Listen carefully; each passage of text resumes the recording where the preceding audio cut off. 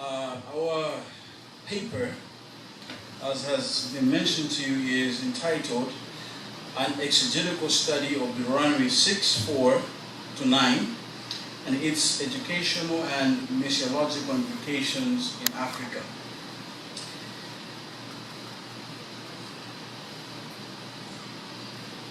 About this technology, you will find it sometimes.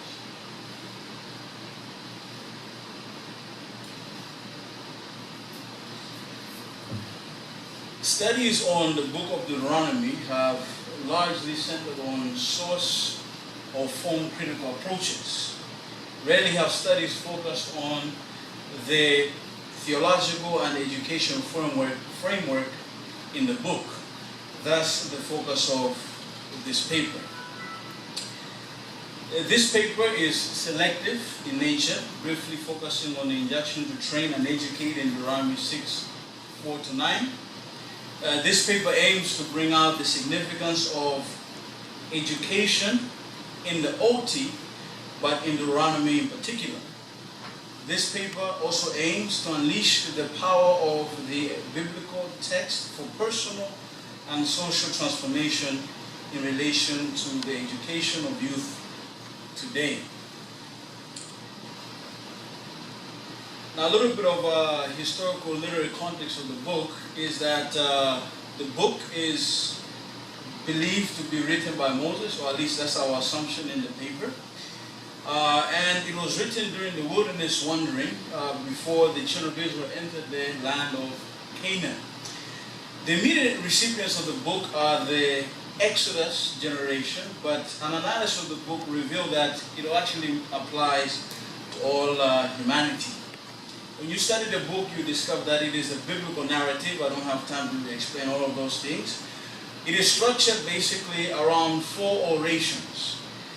The first is the keeping of the law, then the covenant between God and His people, blessings and curses, and the reminder to keep the law.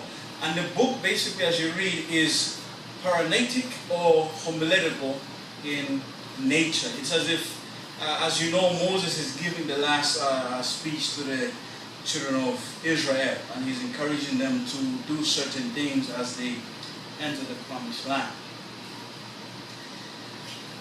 And when you compare this, the book of Deuteronomy to Hittite treaty texts, you find that there are similarities. Hittite texts usually describe the relationship between a suzerain and a vassal. The suzerain is higher and the vassal is lower. And what you find in these treaty texts is first a preamble, like an introduction, then a historical prologue, general stipulation, specific stipulations, blessings and curses, and witnesses. And what you find is that the book of Deuteronomy is structured in a similar way, but of course with a different focus. And our text is contained in the section that is discussing general stipulations, and these are the keeping of the commandments of God in chapter 5, verses 1 to 33. The other stipulation is recognizing who God is at all times and the need to be faithful to Him. And you have the reference there. Not making pacts or covenants with foreigners. The other one is the Lord alone is a source of true blessing. Love must be acted out, and the importance of keeping the law, so forth and so on. So this is reflected in the book of Deuteronomy, just like a Hittite treaty text. Now, going to a particular text is that we find that it is a self-contained unit. It begins in verse 4. It is marked by the Shema, Hear, O Israel, and it is enclosed by a setuma in verse 9. And this is just a marker in the biblical text to show the end of a paragraph. Now, among the Hebrews, the text was fundamental, and as we know this, it is called the Shema. And in this particular pericope, the fundamental aspect that the children of Israel were to understand is that, number one, is that God is one. God is one. And the second thing is that it was the duty of every parent to know this truth as well as to teach this truth to their children. Now, going specifically to the exegesis and the interpretation of this pericope, is that verse 4 begins with the imperative verb Shema. And when you look at the Old Testament, this phrase, Shema Yisrael, indicates the call of God in seeking the audience of man at a given time. God is wanting to arrest the attention of an individual. Now, what we discovered is that when we look at this Shema Israel, we found that it actually presents an educational focus. And that focus is that teaching is to accomplish the objective of a knowledge of God. This is, in essence, what we discovered about this Shema Israel. Going a little bit further, when you look at verse 5, it also begins with another injunction. And that injunction is, you shall love.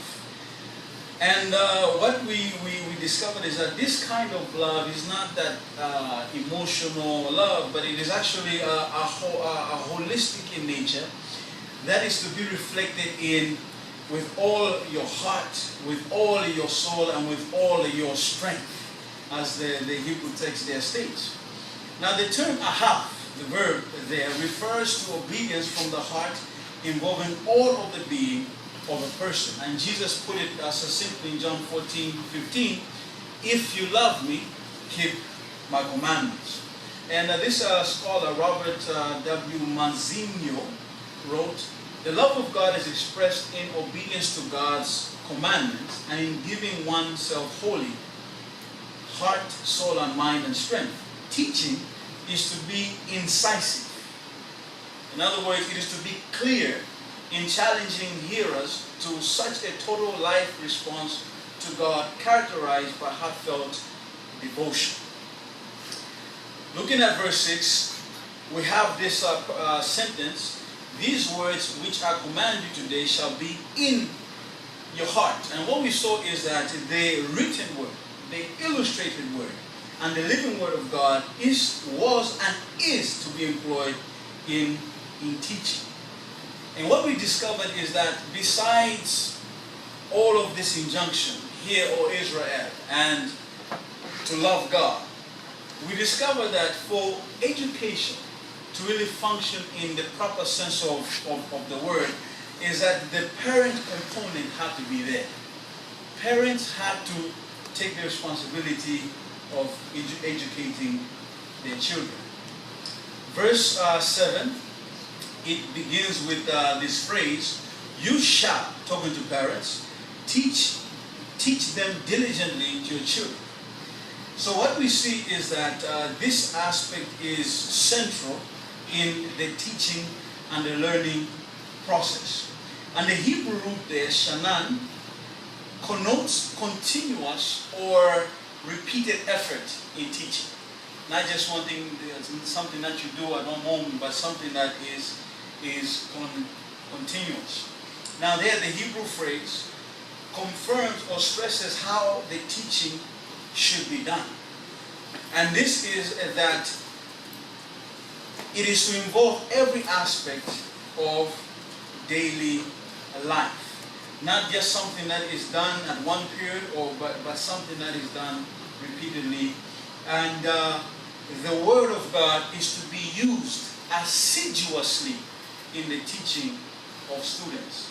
And instructors and educators need to be entrenched in the Word of God. Going to verse 8 and 9,